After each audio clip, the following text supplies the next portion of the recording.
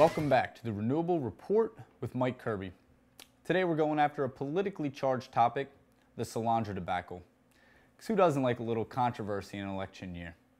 First, a little background info. Solyndra was a solar panel manufacturer with a business model designed to produce a solar panel at a lower cost than the polysilicon-based panels on the market today. They received a guaranteed federal loan in 2009 for $500 million to open another manufacturing facility and scale the company. In 2011, the company went bankrupt and taxpayers lost $500 million in the deal. The Republicans had a field day with the bankruptcy, claiming the Democrats shouldn't be in the business of picking winners and losers, until this June when it came out that Mitt Romney made a similar, though smaller loan as governor to a Massachusetts-based solar manufacturer, Solyndra, which began its own liquidation. Federally backed Abound Solar also filed for bankruptcy this summer. What a mess. Now here's what really is happening. In 2009, Congress passed the American Recovery and Reinvestment Act. You can send your thank you cards to guys like Ian McCarthy and Dick Field. Now this act included provisions initiated in 2005 for the Department of Energy's 1705 Guaranteed Loan Program for eligible renewable energy systems and manufacturers. The mission was basically to accelerate the scale of promising clean energy technologies by guaranteeing or providing direct loans to renewable energy projects and manufacturers. Solyndra formed in 2005 to produce thin film solar panels as an alternative to the silicon-based panels that started production in the 70s.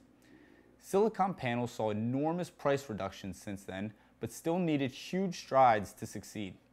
Solyndra felt they had the technology and the wherewithal to produce a cheaper panel with global applications. With perfect execution, they're ExxonMobil in 50 years. Pretty good, and they're the Hess Corporation. It's a long shot, but the ceiling is right. Now Solyndra, looking to build multiple manufacturing facilities, initiated the loan application in 2005 and received approval in September 2009, less than a year after ARRA passed.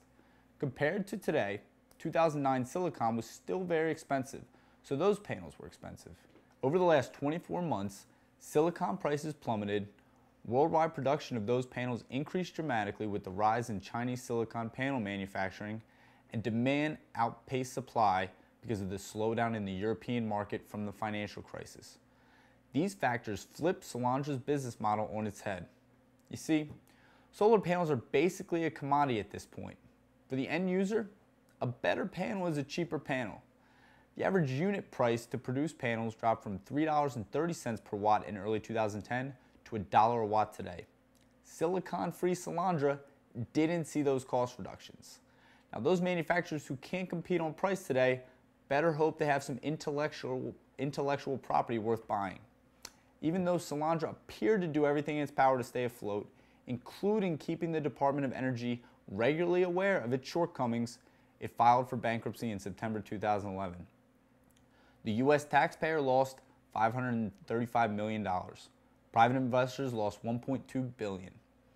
Did political connections help seal the loan? More than likely. I imagine they always do.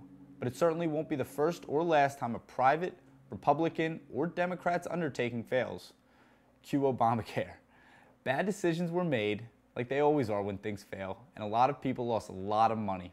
Instead of using the case as a cheap political trick, let's learn from it and move on. Now, Obama, if you're watching, had this great idea to put solar panel farms up in space. So if you could cut me a check for a cool $1 billion, I'd love to get started. Thanks again for watching the report.